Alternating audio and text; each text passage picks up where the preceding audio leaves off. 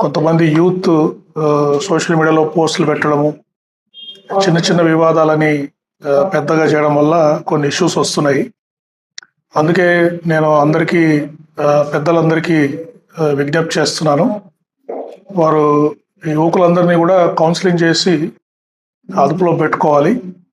ముఖ్యంగా ఒక్కసారి వాళ్ళు కేసుల్లో ఇరుక్కుంటే వాళ్ళ భవిష్యత్తుకి మళ్ళీ ఉద్యోగాలు రావడం కానీ ఇవన్నీ ఇబ్బందులు అవుతాయి. ఏదైనా పాస్పోర్ట్ తీసుకొని వేరే కంట్రీకి ఉద్యోగానికి వెళ్ళాలన్నా కూడా ఒక్కసారి క్రిమినల్ కేసుల్లో ఇరుక్కుంటే వాళ్ళందరూ ఇబ్బంది పడాల్సి వస్తుంది. అంతేకాకుండా ఈ సోషల్ మీడియా పోస్టులు, ఇది ఒకవేళ ఏదైనా సంఘటన జరిగినప్పటికీ వాళ్ళు ఏదైనా ఒక వీడియో తీసినా, ఆ సంఘటన గురించి వీడియో తీసినా అటువంటివి పోలీసు వారి దృష్టికి తీసుకురావాలి.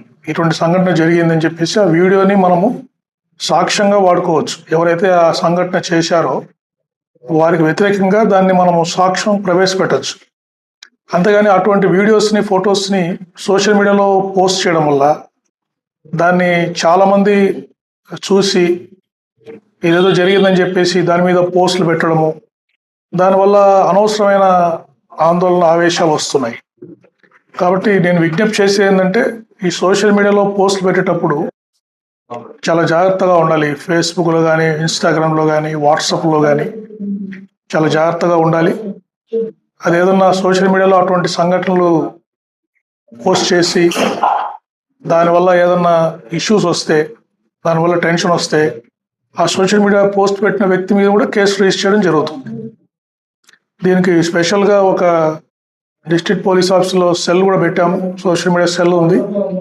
ఇటువంటి పోస్టులన్నీ మనం మానిటర్ చేసి, చిన్న చిన్నవి అయితే వాళ్ళకి వెంటనే అడ్వైజ్ కూడా పంపిస్తున్నాం. మీరు ఈ పోస్ట్ డిలీట్ చేయండి, మీరు ఈ పోస్ట్ వల్ల కొద్దిగా ఉద్రిక్తతలు వచ్చే అవకాశం ఉందని మేము చెప్తున్నాం.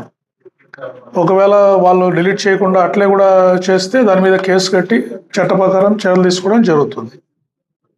కాబట్టి సోషల్ మీడియా మీద మనము ఎక్కువ నిఘా పెట్టడం జరుగుతుంది. కాబట్టి ఎవరైనా యువకులు ముఖ్యంగా ఇటువంటి సోషల్ మీడియా పోస్టులు పెట్టేటప్పుడు కొంచెం ఆలోచించి పెట్టవలసిందిగా నేను విజ్ఞప్తి చేస్తున్నాను. అంతే, ఎక్కడైతే ఇటువంటి చిన్న చిన్న ఉద్రిక్తతలు జరిగాయి అక్కడంతా కూడా పీస్ కమిటీస్ ఏర్పాటు చేయడం జరిగింది. అక్కడ ఇరు పక్షాల పెద్దలతో కూడా మాట్లాడి ఎటువంటి సంఘర్షణలు జరగకుండా మేము ప్రికాషన్స్ తీసుకుంటాము. ఎప్పటికప్పుడు తాజా సమాచారం కోసం మా ఛానల్ ను సబ్స్క్రైబ్ చేయండి, లైక్ చేయండి, షేర్ చేయండి.